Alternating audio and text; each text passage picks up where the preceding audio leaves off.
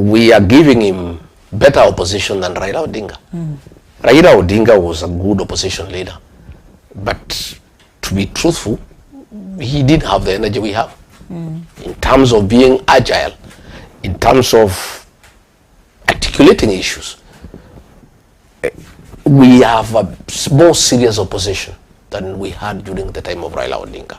Now that you have a party, we've seen hands exchanging. This is a history repeating itself in regards of handshake, handshake, handshake. We've seen it so many times with government. So now that you have your own party, for peace sake and unity sake in Kenya, right? For us to have one Kenya and one government, are you willing, if President Ruto was to call you today, are you willing to sit down and have a dialogue of handshake and peace for the country? No, that handshake nonsense is responsible for the erosion of our democracy. Good democracy needs government and opposition. Yes. Because absolute power corrupts. Power corrupts. Absolute power corrupts absolutely. The hole we are in as a country is because the president has gone wrong. He's become a dictator. And because there's nobody to ask him any question. We don't have a strong... Yeah, because there's no opposition. Yeah. The National Assembly we have today at the Moses Wetangula is worse than the National Assembly we had during the one-party era. Yes. And the single party at the Kanu. We had a very bad parliament. But this one at the Moses Wetangula is terrible. Wetangula, the Speaker of National Assembly, behaves like a youth wing of UDA. You can see me in Harambee talking about UDA and two-term. Yet he is supposed to be an arbiter, an umpire in National Assembly. He's not supposed to have an opinion. Yes. He's supposed to wait for the legislators to come there, and then he can moderate the debate and allow the people to make a decision. Yes. But himself, he is propagating the same matters that come in parliament in public rallies. So, by neutralizing ODM, by making sure that he got rid of his deputy who was level-headed and who loved his country and who was patriotic enough not to agree to things that are wrong, he has a few days to do whatever he wants. So asking me to have a handshake with William Ruto will just even make him worse. You see, right now we are checking him and he's not liking it. To tell you the truth, we are giving him better opposition than Raila Odinga. Raila Odinga was a good opposition leader, but to be truthful, he didn't have the energy we have. In terms of being agile, in terms of articulating issues, we have a more serious opposition than we had during the time of Raila Odinga, which is good for the country. So today, if I agree to have a handshake with William Ruto, I will just be giving him a blank check to continue with the excesses, abductions, extrajudicial killing, sale of public assets, theft of public funds, destruction of institutional governance. Parliament is no longer an independent institution. It has been captured. The Senate has been captured. The governors cannot speak. Nobody can speak. So we are the only remaining voice. So we will be very unfair to the people of Kenya. I don't think the people of Kenya would ever forgive me if today I went and shook hands with William Ruto in exchange either of money or positions or privilege. Because he can never... Maybe I can go and say, oh, we'll give you security, or we'll give you cars, or we'll give you some money, or we'll give you 3 ministers and all that nonsense. I'm not interested. We have a job to do. We have to keep him in check, yes, so that this country can stand. Yes. And we have even a bigger duty, a more serious responsibility to work very hard to have change of government next year through constitutional means, as we don't want to remove William Ruto unconstitutionally. I heard Mukomen saying that I'm inciting people by saying they need to deal with traitors. For the record, Mukomen must know anybody who betrays voters is a traitor. By default. A traitor is a traitor, and traitors must be called out. And I am on record saying all traitors must be punished, but on the ballot. I'm not telling anybody to On the beat ballot. them. I'm I not like telling that. anybody. I'm not Yes. telling anybody to beat them. To I'm take not his telling own anybody fire. to do no. Yeah. I'm even saying, even Yes. when we had a funeral in Olokalau, and William Ruto was there, and the people are very hostile to him. I said, no. Yes. Let this guy speak. Yeah. We have a problem with him. Yes. But the constitution has given us an opportunity next year Yes. to get rid of him. Yes. Let's wait for that opportunity. For now, he is president. Allow him to speak. Even these members of parliament who support him, they have betrayed the Kenyan people. They are traitors. We must deal with them. And that is why I use figurative language. I have heard some people trying to twist it. Kuua nyoka na mayai. That is figurative language. I'm a student of literature. And the power of figurative speech in terms of communication is very powerful. Kuua nyoka means getting rid of William Ruto on the ballot. On the ballot. With the eggs are all the people who support him. We cannot get rid of him and leave the fellows who support him around, because they have betrayed the Kenyan people, and they can betray the people of Kenya again. But the ballots thing, 22 Kokadi, right? I feel like because we don't have a civil education in terms of voting right, who am I voting for? It's all about greed, it's all about money, it's all about what we are getting. Because if I'm hungry and somebody puts food on my table, I'll take it. But if there's civil education, yes, take the money. And I'm for Kenyans. Anybody who wants to take the money, take it. But when you're going to vote, you're by yourself. Nobody knows who you're voting for. So vote right. But if we have civil education, don't you think this will now help us to vote well and to also take that voting card? My sister, the IBC is supposed to do a lot of civic education, and they are not doing it. The civil society used to be very vibrant in Kenya. That is no longer the case. But have comfort. These public rallies we do every week, is civic education. We are educating the people of Kenya, and they are getting it. We had some nominations in a place called Olakalau, where there's a by-elections. And the UDA party of William Ruto was having nominations on Friday. The DCP, my party, had nominations on Saturday. So UDA people were giving people money, including DC people, to go and vote for the aspirants for UDA. And the people of Olakalau said, no, we love money, yes. We need money, yes. We have a lot of problems we can do with some money. But this one we don't want, because we don't belong to UDA. We don't like UDA. We belong to DCP.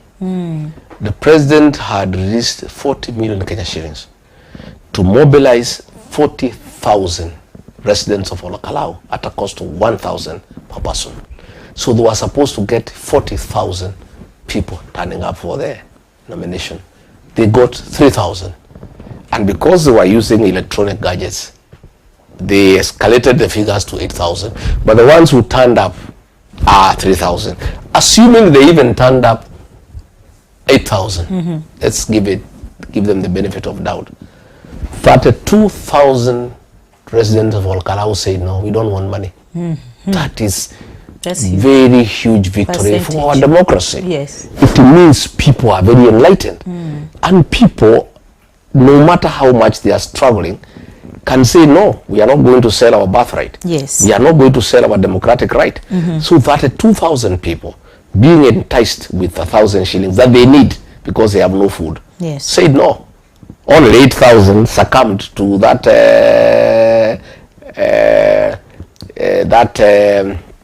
what do you call it, inducement, you know. So our democracy is coming of age, and I can tell you, between now and next year in March, we shall be all over the country. And in these public rallies we do, they are part of the civic education, is telling people, you people cannot accept money, yeah, and elect dictators. You cannot take money and elect people who will destroy the health system. Then when you go to hospital, there are no drugs, and the money that you are given is not sufficient to buy your drugs for 5 years. You cannot take 2,000 shillings, elect the wrong people, then for 5 years your children cannot go to school. And I think Kenyans are getting it, because I've even seen in many places where they have been given money, After the president has left, they shout one time, which means they are just taking the money, but their heart is well protected. Their conscience is clear that even if they are taking money, that money will not corrupt them to do the wrong thing. They will still take the money and do the right thing. And I think I'm very encouraged by what is happening across the country, and more so what happened in Kalau. And I'm sure during the by-election on July 16th, that will be more pronounced. There will be a lot of money, but people will do the right thing, I can assure you. Okay. So my next, I'll ask, is loyalty in African politics, is it real, or is it just temporary alignment of interest? Well, because I've heard in different forums that this is what I was promised, this is what was promised of me, but it wasn't delivered. So is it all about the interest of what I was meant to get, or what I'm getting, or is it actually for the people? Our politics have been very indecent, and we have had a lot of the politics of betrayal and deception, where you promise heaven to the electorate and deliver hell. And that is why there is a very big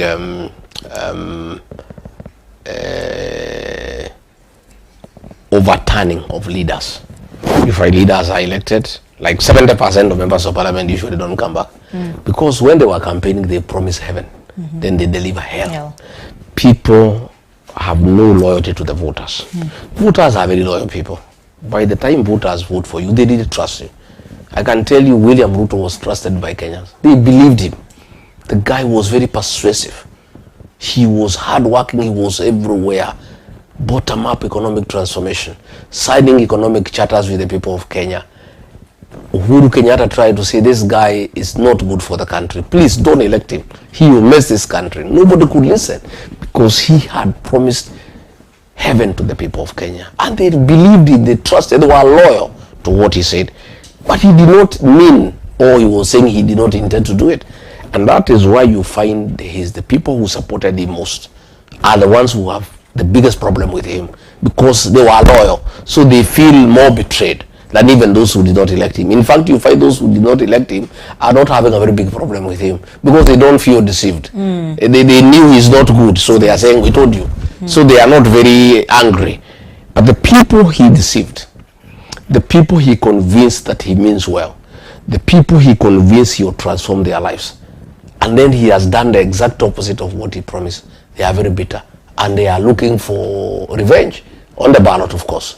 You know, so loyalty has been two-way. The voters have been very loyal to their leaders, but I'm afraid we, the leaders, have not been loyal to our supporters, and we many of us have let our people down.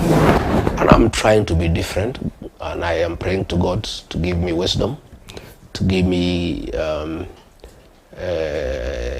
good conscience, discerning spirit, to be loyal to my supporters, because they have been very loyal to me. When I was removed from office, they follow me.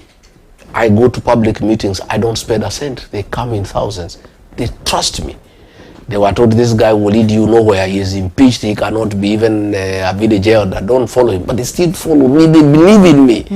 I am praying to God to give me the discerning spirit, to have the moral courage, to do the right thing and not betray my supporters who are in millions. I must deliver to them. I must live true to what I have promised them, because they have believed in me. When I have nothing, I don't give them money. I don't give them anything. They just believe in me. I have a responsibility, and a very big one, to honor that promise, to be able to show loyalty to my supporters the way they have been loyal to me. So would you say, I hear what you're saying, and I really like that, but you know, we have to see it working. Yeah.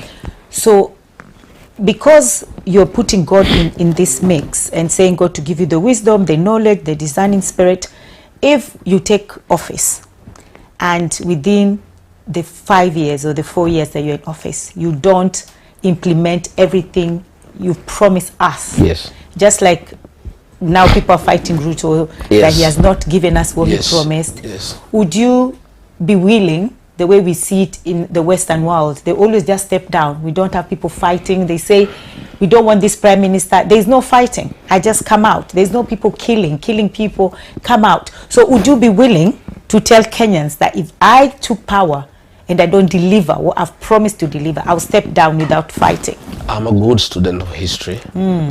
I studied history in A-level, and I had a B in the A-level exam.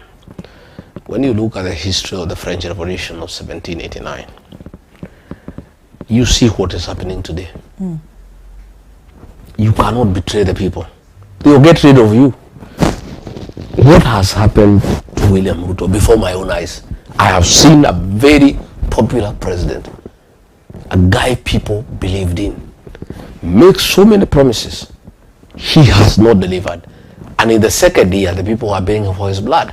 Today, William Ruto cannot hold a serious meeting without paying people to attend. Even in his own backyard, the Kalenjin land, we had a by-election in a place called Emurua Dikir. He had to pay the Kalenjin voters to vote for a UDA candidate. His home base, people who really believed in 100%, today he has to pay them. I would be a very bad student of history to go to that path. If I cheat the people of Kenya, the second year, the third year, they'll be begging for my blood. I am already aware.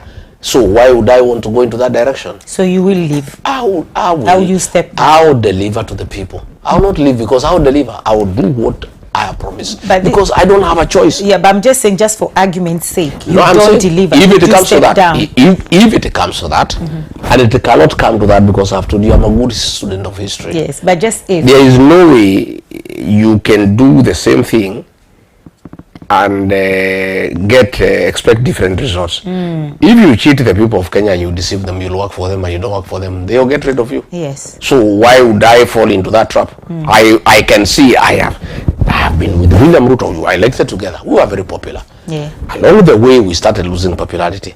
I started advising because I didn't want to suffer the same fate as him. I told him, boss, we are losing it. Kenyans are saying we are cheating them. Yes. We are launching development projects that they are not budgeted for. Yes. When we leave, the tractors, the graders, they follow us to Nairobi. And people have started now speaking behind our backs and they are saying we are liars. I told him, I don't know where I would get such a deputy. A deputy who was telling you, boss, we are getting it wrong. Kenyans are saying this, please, let's change. He would hear none of it. So if I saw that happen to him, why would you repeat it? Why would I repeat it? I would be a fool. And I don't think I'm foolish. Yes. I'm not very intelligent, neither am I foolish. I'm just somewhere there in the middle. I know something, a few things. I cannot repeat that mistake. I intend to honor my promises to the people of Kenya to the extent possible. Yes. Yeah. Now that you've actually mentioned France somewhere, so now I also recently we witnessed the president of France who visited Kenya, and we were made to believe that he came for a focus of peace, security, and economic partnership. But yet, most Kenyans are crying and saying this was just selling Kenya to the highest bidder. What do you think about that visit? Kenyans are very intelligent people. They are. Kenyans were colonized by the British. Yes. The West Africa was colonized by the French. And the French were not just colonizing people like Kenya. Theirs was called assimilation. They would even change your culture and language. They would assimilate. Most West African countries speak French, and they go to homage to Paris. The West African countries know France and President Macron more than we do. They have all abandoned him. They want nothing to do with him. He is isolated. France is isolated by the former colonies. They know France more than we do. They are saying, no, these are exploiters. These are corrupt people. They don't mean well for Africa. Go away, we don't need you. Then, to salvage himself from isolation, he has come to East Africa, and specifically Kenya. And we're not listening. It's only William Ruto who thinks he is anything. Kenyans know he is not. Let's start by the Rironi Mau Summit Road. During the reign of President Uhuru Kenyatta, the French companies entered an agreement, a contract with the Kenyan government to expand Rironi to Mau Summit to 8 lanes at a cost of 151 billion Kenyan shillings. Okay, and when President William Ruto came to power, he didn't want to honor that, and he discussed with President Macron, and they discussed on how to get some money out of the whole thing, cancel the contract, and pay the French companies 7.1 billion shillings without doing anything, by simply cancel the contract and split the money halfway. 3.5 billion for President William Ruto, 3.5 billion for President Macron. We know those things. Then, how do you know this? We know Is it because you're in the government? I've been around. I was deputy president. I have people in government, and I was also a civil servant for a long time. In fact, Kenyans are shocked. Anything I say is true. You know a lot. I know, because I am government. I joined government at the age of 22 when I left university. I grew through the system. In every ministry, I know more than half the population at a personal level. 3 names, so and so. So I am a walking information box. I have information at my fingertips. Anything, I am ahead of William Ruto. In fact, I am briefed better than he is briefed, because most times he doesn't know what's going on. Many times he hears things from me. So they decided to go to China and expand the contract, reduce the scope of the road from 8 lanes to 6 lanes, and add the amount to 200 billion. So they are stealing 50 billion with the Chinese, 7 billion with the French, 50 billion with the Chinese. There is a company called CRBC. It is actually the Chinese company that is doing corruption in Kenya. All the big projects in Kenya, the Talanta Stadium, they are doing that stadium over 100 billion. Yes. They are doing Bomas of Kenya of another 50 billion. They are doing the JKIA. They have been given another contract called Nairobi Railway City at a cost of 29 billion, when there is a company that had won that tender at 22 billion shillings. And William Ruto ordered for them to be deported back to China so that they don't challenge the award. So it was given to CRBC, and they are stealing 7 billion from that contract. So this CRBC is the biggest conduit of corruption in Kenya. And I'm asking the Chinese government to consider recording those people back to China, because they are the conduit of corruption, and we shall be able to prosecute them next year. I want to be very candid with CRBC that they will not escape, and I want to tell the government of the Republic of China, People's Republic of China, that the directors of CRBC will have to face the law for the amount of money they have stolen from the Kenyan taxpayers with the current administration. As soon as this administration is sent home, we are going to recover this money from CRBC. And again, all this money that William Ruto and his people are stealing, a new administration will recover this money, because there is no way we can have a change of government and just proceed like nothing was stolen from the people of Kenya. Yes. So Macron had come to Nairobi. That summit was a facade. It was a small screen.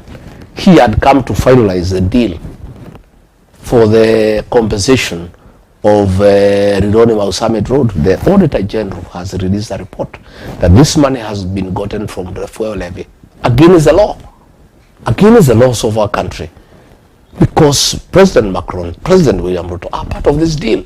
So they have circumvented the law to steal money from the public, to pay French companies, so that this money can benefit President Macron and President William Ruto. And I want to be very candid with the Kenyan institutions. Yes.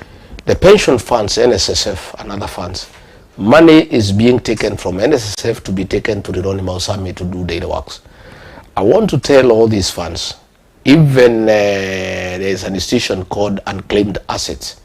That money was gotten from unclaimed assets against the law and taken to buy shares in Kenya Pipeline. I want to tell the managers of these pension funds, I want to tell the directors of all these institutions that are giving money to President William Ruto to push corruption against the law.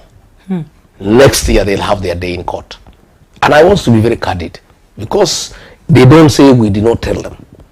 I am telling Kenyan fund managers who are getting money meant for workers to enhance corruption in Kenya.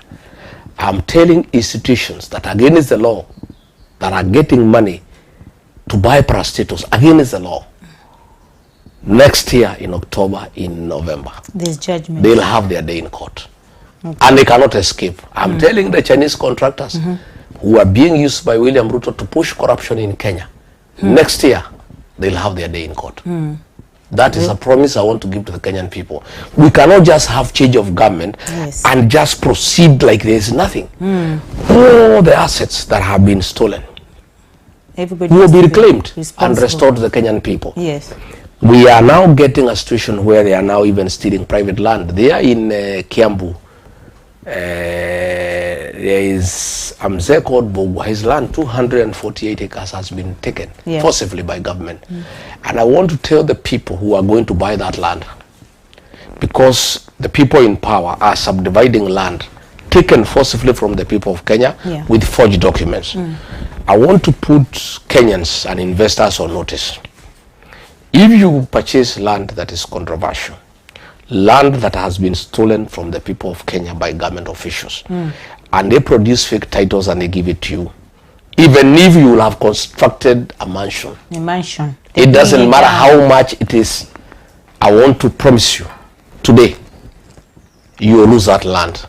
And you'll have to follow Ruto and his officials to look for your money. To get your money back. You'll have to look, especially that land in Kiambu, the Kasarin land.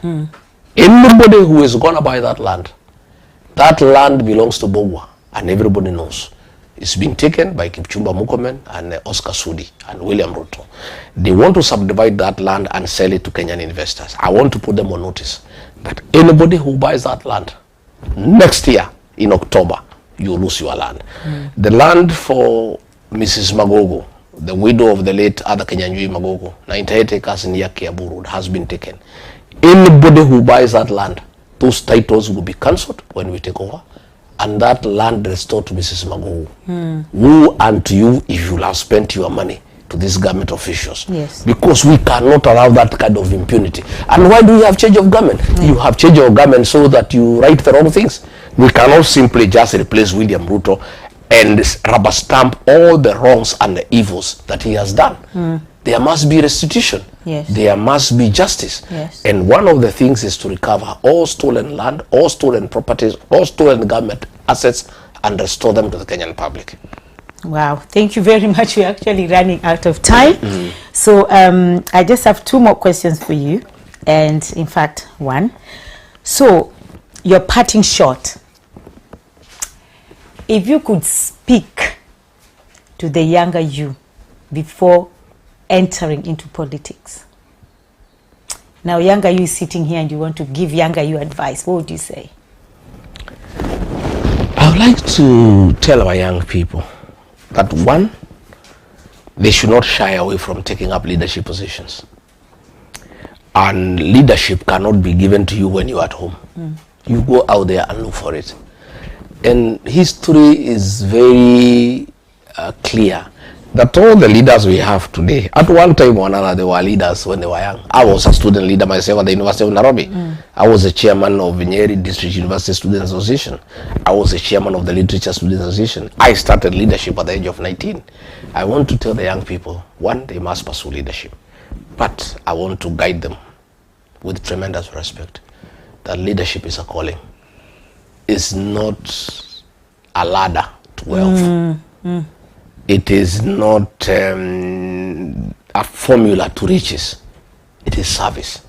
If anybody wants to come to leadership to be rich, look for something else to do.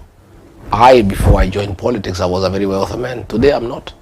I have spent my wealth in public leadership, and I'm very happy about it. It's very fulfilling. It is about service. So let no young person at any one time dream that they want to get into leadership so that they can become wealthy, so that they can become rich quickly. Leadership is a service. And once they know that, they'll be good leaders.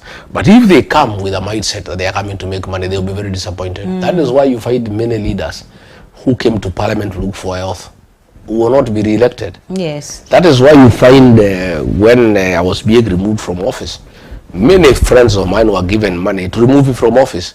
And they did because they had come to leadership to look for money. The few who had come to lead and to serve refused to take money. Yes. So that is what is leadership. And those leaders who refuse to take money, today, they are very popular and they are going to be re-elected without too much of a struggle. Yes. Those who took money will be sent home because they did not come to leadership To serve. They came to look for money. So that is the difference. And actually that's how sad the situation we are in. The president came to look for wealth. In the process, he has destroyed the country. He's very wealthy, of course, undoubtedly. Yes. You know, I remember, and I must tell the people of Kenya, when we were in good books, initially he told me that he wants in 5 years to be richer than the family of Kenyatta and Moi combined. It looked a tall order to me, and I told him as much. He said, you don't know, it is true today. William Ruto is richer than the family of Kenyatta and the family of Moi combined after only 4 years in government. But in the process, he's destroyed the country. Everything has been stolen from Kenya. There is nothing that is remaining. In fact, I was just telling Dr. Matiang'i and Kalonzo that even as we are looking for leadership, we shall have a very difficult time because we'll have to start from scratch to restore the Kenyan nation. Everything will have been stolen. As we speak today, they are through with public institutions. That is why now they are going for private land in Kiambu. They look for a big piece of land, 200 acres, that the owner died. They try to grab it because they have sold all the national assets. There is nothing else to sell. Yes. So I want to tell the young people, leadership is about integrity. Yes. Leadership is about service. As long as they come to leadership, knowing that they are coming to serve, not to make money, Yes. they will be great leaders. Thank you.